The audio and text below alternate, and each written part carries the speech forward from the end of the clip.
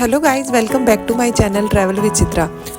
तो आज हमें पूरा लोकल ले घूमते घूमते रात हो गई थी और अगले दिन हमें खारदुंगला होते हुए नुब्रा जाना था। तो हम सब बिना देरी किए हुए सोने चले गए। गुड मॉर्निंग दोस्तों, आज हमारा ले में 5वां दिन है और हम सब रेडी थे खारदुंगला होते हुए नुब्रा जाने के लिए। तो हमें हमारी बाइक्स फिर से मिल गई थी, जिसका हमने 4 दिन का सिक्योरिटी डिपॉजिट 5000 रुपीज करवाया था। आगे की जर्नी स्टार्ट करने से पहले हम सभी ग्रुप्स ने मिलकर बहुत सारी रील्स बनाई। तो दोस्तों, कभी आप ले आना चाहते हैं और बाइक रेंट करना चाहते हैं तो मेरी स्लिप में कंपनी के कांटेक्ट नंबर दिए हुए हैं, आप उनसे कांटेक्ट करके बात कर सकते हैं। निकलने से पहले ही हमें पता चल गया कि आगे का मौसम बहुत ज़्यादा खराब है, जिससे कि गाड़ियां आगे नहीं जा सकती और हमारे साथ एक टेम्पो भी चल रहा था। बट हमारे सभी ग्रुप्स मेंबर्स ने सोचा कि हम सभी बाइक से ही जाएंगे और हम निकल गए आगे की जर्नी पे। थोड़ी दूर आगे चलते ही हमें रोक दिया गया और बताया गया कि आगे बाइक्स नहीं जा सकती क्योंकि काफ़ी ज़्यादा स्नोफॉल हो रहा है। सिर्फ आगे टेम्पो जा सकती थी और वो भी टायर्स में चेन लगाकर। तो हमारे साथ जो टेम्पो थे वो आगे की तरफ बढ़ गए और हमें वापस रिटर्न ले की तरफ जाना पड़ा। और सबसे बड़ी खास बात ये थी कि आज हमारा ले में कोई स्टे नहीं था और जिनसे हमने पैकेज किया था उनका कहना था कि आप टेम्पो से जाते जो हमने आपको बोला था, क्योंकि आपका आज का स्टे नुब्रा में है। आपको काटना है तो आगे जाने नहीं दे रहे हैं। तो हम सब ने उसी होटल में एक्स्ट्रा पे करके एक रात वहीं पे निकाली। और सुबह सुबह जो हमें अपडेट मिला वो भी यही था कि आगे भारी मात्रा में बर्फबारी हो रही है और आज का हमारा स्टे जो था वो पेंगोंग में था। तो हमें पैकेज के अकॉर्डिंग किसी भी हालात में पेंगोंग पहुंचना था। तो हम सब ने बिना देरी किए हुए एक टेम्पो हायर किया और चांगला होते हुए पेंगोंग के लिए रवाना हो गए। उसका नेक्स्ट टूर आने वाला है, लग रहा है। आप यहाँ बैठे।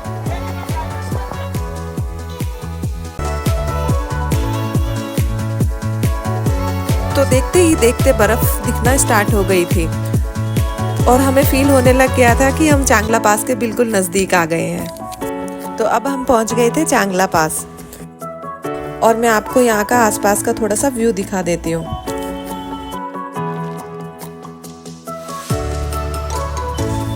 मैं थोड़ा सा आपको चांगला पास के बारे में बता देती हूँ। ये जो चांगला पास है ना, इसकी हाइट कम से कम 17,688 फीट की है और यही रोड है ना लेह को पेंगोंग से जोड़ती है।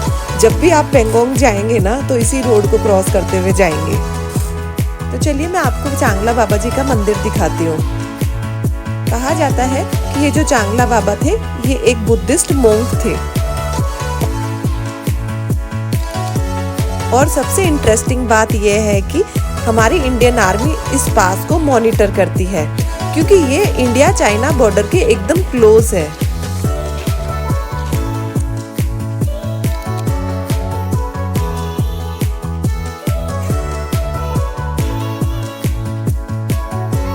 हमारे प्लान में बाइक राइड थी, but due to heavy snowfall हमें टेम्पो ट्रेवल से ही आना पड़ा। मैं आपको बता देती हूँ कि मई और जून के टाइम यहाँ पर काफ़ी हैवी स्नोफॉल आपको देखने को मिल सकती है। तो मुझे यहाँ पर काफ़ी एक्टिविटी करते हुए सांस फूलने की दिक्कत हो रही थी और हमारे टेम्पो ट्रेवल के साथ जो ड्राइवर था उन्होंने हमें 5 से 10 मिनट ही रुकने की इजाज़त दी। और गाइज, एक चीज़ का ध्यान रखना, ये जो जगह है बहुत ही ऊंचाई पर है तो यहाँ पर ऑक्सीजन लेवल लो हो सकता है।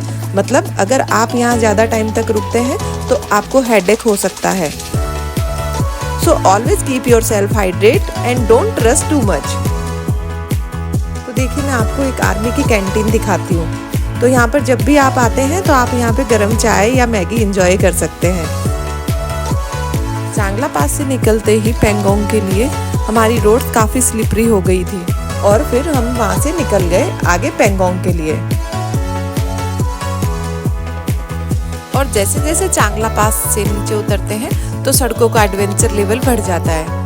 एक तरफ स्नो कवर्ड माउंटेन है तो दूसरी तरफ गहरी घाटियाँ और बीच में एक पतली सी रोड जो एडवेंचर को एक अलग ही परफेक्ट कॉम्बिनेशन का बनाती है।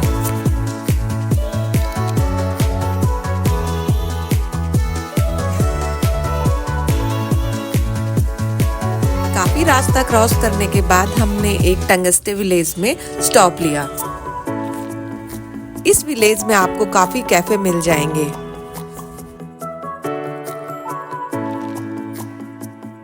यहाँ पर हमने हल्का फुल्का लंच करने के बाद टंगस्टे विलेज को बाय किया और निकल गए पेंगोंग की ओर।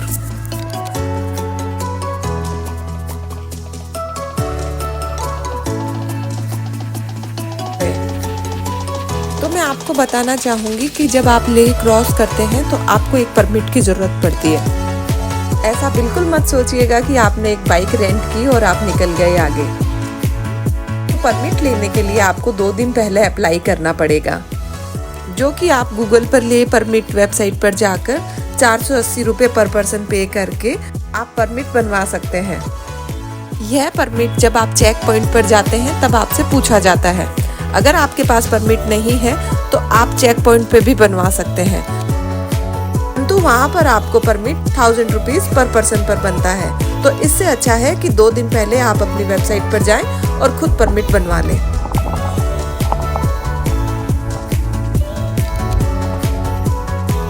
जैसे ही मैं टेम्पो से उतरी और लेक की तरफ बढ़ी, अचानक इतनी तेज ठंडी हवाएं चली कि मानो बर्फ की सुइयां सीधे मेरे फेस पे चुभ रही हो।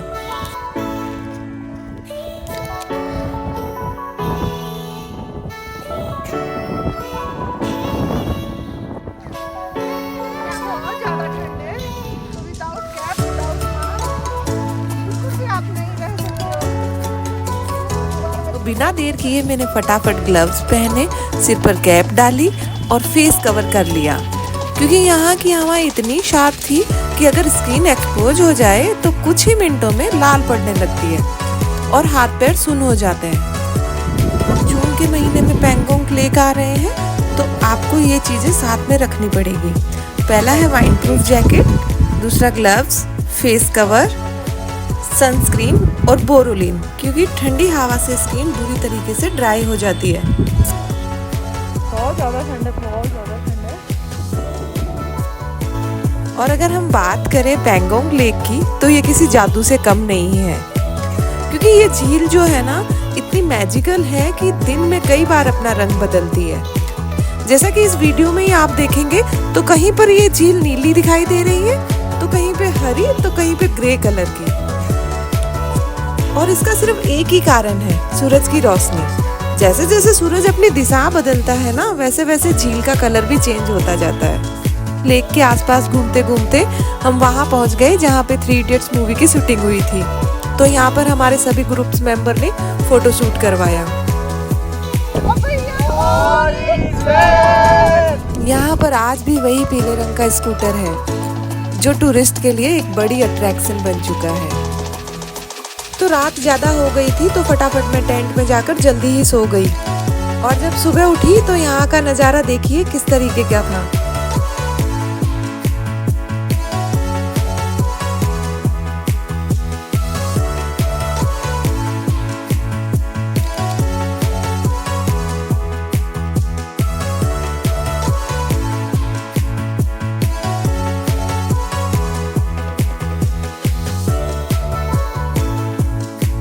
सच मानिए, अगर आपने पेंगोंग की सुबह देख ली तो ये सफर जिंदगी भर याद रहेगा।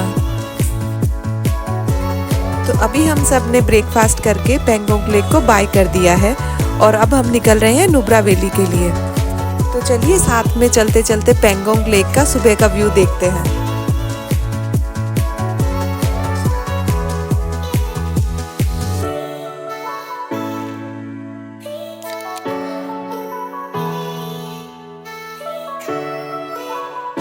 तो जैसा कि आप इस झील को देख रहे हैं कंटिन्यू हमारे साथ चलते हुए, तो मैं आपको बता देती हूँ कि इस झील की लंबाई 134 किलोमीटर लंबी है।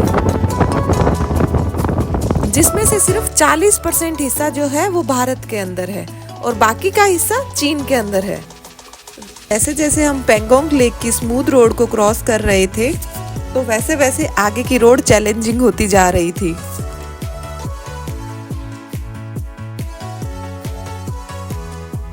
मुझे लगा कि आगे की रोड स्मूथ हाईवे जैसी होगी, बट ये मेरी गलतफहमी थी।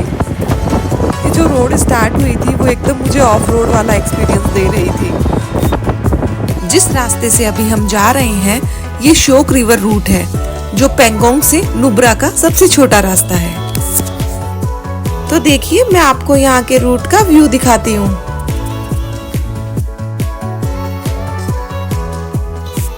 मैं आपको बताना चाहूंगी कि पेंगोंग से नुब्रा जाने के लिए 2 रास्ते हैं, एक शॉर्टकट वाला और दूसरा एडवेंचर से भरा। अगर आपको कम टाइम में नुब्रा वैली पहुंचना है तो शोक रिवर रूट सबसे बेस्ट रहता है। ये रास्ता ना शोक नदी के साथ साथ चलता रहता है, जो कि आपको नुब्रा 6 से 7 घंटे में पहुंचा देता है। हमारे पास टाइम कम था तो हमने भी शोक रिवर वाला ही रास्ता चुना। और अगर आप एडवेंचर के दीवाने हैं और एक अलग एक्सपीरियंस लेना चाहते हैं तो आप वोरिला पास से जाएं। इस वोरिला पास की लंबाई 240 किलोमीटर लंबी है और कहा जाता है कि ये लद्दाख का सबसे ऊंचा और कम इस्तेमाल होने वाला रास्ता है, क्योंकि यहाँ पे ऑल द टाइम सड़कें बर्फ से ढकी रहती है। आपको कई किलोमीटर तक कोई ढाबा या होटल नहीं मिलने वाली। रास्ते में भारी बर्फबारी और खतरनाक मोड़ भी हो सकते हैं, तो अगर आप पहली बार लद्दाख आ रहे हैं तो इस रास्ते से जाने से बचें। यहाँ पर नदी पर जितने भी पुल्स बने हुए हैं, यहाँ पर सभी पर सिर्फ 1 वे का ही रास्ता है।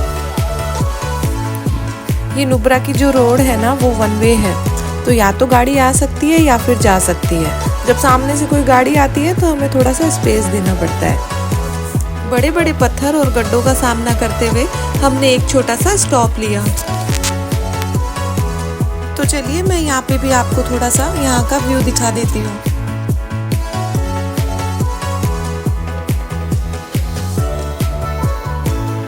और थोड़ा सा स्टॉप लेने के बाद हम यहाँ से निकल गए। ये जो आप व्यू देख रहे हैं, बारिश के टाइम ये पूरी की पूरी रोड पानी से लबालब हो जाती है। क्या हुआ? आपकी वाइफ को भेजूंगी।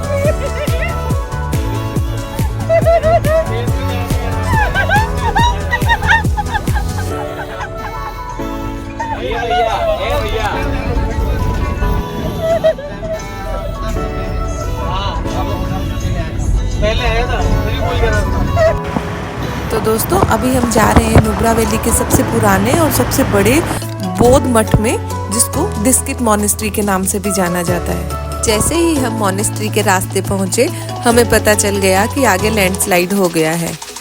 पहाड़ से बड़े बड़े पत्थर गिर गए थे और रोड पूरी तरीके से ब्लॉक हो चुकी थी। हमने कुछ देर इंतजार किया, लेकिन BRO के जवानों ने हमें बताया कि आगे का रास्ता साफ करने में अभी काफी टाइम लग सकता है। तो दोस्तों जैसे ही हम नुब्रा वैली पहुंचे तो हम सभी ने ये सोचा कि हम यहाँ का लोकल फूड ट्राई करते हैं। मैं जहाँ भी जाती हूँ वहाँ का लोकल खाना जरूर ट्राई करती हूँ। तो दोस्तों जब भी कभी आप नुब्रा वैली आते हैं तो यहाँ के तिब्बतियन स्टाइल मोमोज जरूर ट्राई करें। तो देखिए मैं यहाँ पे आपको चारों तरफ का नज़ारा दिखाती हूँ। ये जो ग्राउंड आप देख रहे हैं, यहाँ पर बाघ मिल्खा बाघ मूवी की भी शूटिंग हुई है। देखिए ये जो ATV राइड्स खड़ी है, ये पूरी तरह से एक जबरदस्त एडवेंचर का एक्सपीरियंस देने के लिए रेडी है। अगर आप राइड करना चाहते हैं तो इसके चार्जेस 1000 रुपये से 1500 रुपये तक आते हैं। जो राइडर आपको 15 मिनट के अंदर पूरा सैंड ड्यून्स का जबरदस्त ऑफ रोडिंग का मजा दिलाता है। मुझे यहाँ पे घूमने से ऐसे लग रहा था कि जैसे मैं राजस्थान में हूँ।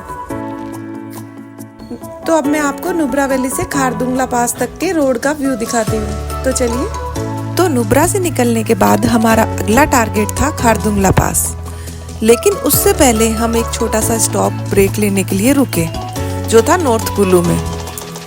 तो यहाँ आकर मुझे एकदम से ठंडी हवा लगने लग गई थी और हल्की हल्की भूख लगने लग गई थी। तो मैंने यहाँ ढाबे से गर्मा गर्म मैगी ऑर्डर करी। तो थोड़ी देर बैठकर हमने यहाँ पे रेस्ट किया और फिर दोबारा निकल पड़े उस रास्ते पर जो जाता है दुनिया के सबसे ऊंचे मोटरेबल पास खारदुंगला की तरफ। यहाँ आते ही सबसे पहले जो महसूस हुआ वो थी ऑक्सीजन की कमी। सांस लेना थोड़ा मुश्किल लग रहा था, इसलिए हम ज़्यादा एक्टिविटी नहीं कर पाए। इस स्मारक पर बहुत ज़्यादा भीड़ हो रही थी क्योंकि सभी के सभी टूरिस्ट जो है वो यहाँ पे ही फोटो शूट करवा रहे थे। तो मुझे भी थोड़ा सा मौका मिला तो मैंने भी यहाँ पे फोटो शूट करवाया और थोड़ी सी मस्ती करी। ये वही रास्ता है जहाँ से पुराने जमाने में ऊँटों पर चाइना और सेंट्रल एशिया से माल जाता था और हमारी आज भी इंडियन आर्मी इसी रूट से सियाचिन में जो जवान रहते हैं वहाँ तक खाने पीने की सप्लाई पहुँचाती है। तो यहाँ पर हमने फोटो शूट और मस्ती करने के बाद हम आगे की तरफ निकल गए। अगर हम यहाँ पे थोड़ी देर और रुकते तो हमारा ऑक्सीजन का लेवल बहुत ज़्यादा कम हो जाता। तो जैसे जैसे हम आगे बढ़े वैसे वैसे रास्ते में हमें एक ज़बरदस्त स्नोफॉल मिला। हमारे ग्रुप में किसी ने आज तक सामने से गिरती हुई बर्फ़ नहीं देखी थी, तो सोचो एक्साइटमेंट का लेवल क्या रहा होगा। हमने बिना देर किए हुए वहीं रुककर स्नोफॉल का पूरा मज़ा लिया।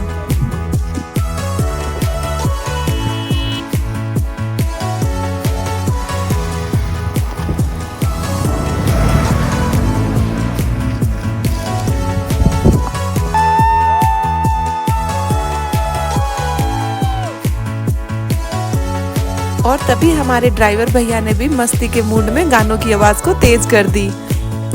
बस फिर क्या था, पूरा ग्रुप बर्फ में नाचने लग गया। यकीन मानिए ये लम्हा हमारे सफ़र का सबसे यादगार हिस्सा बन गया।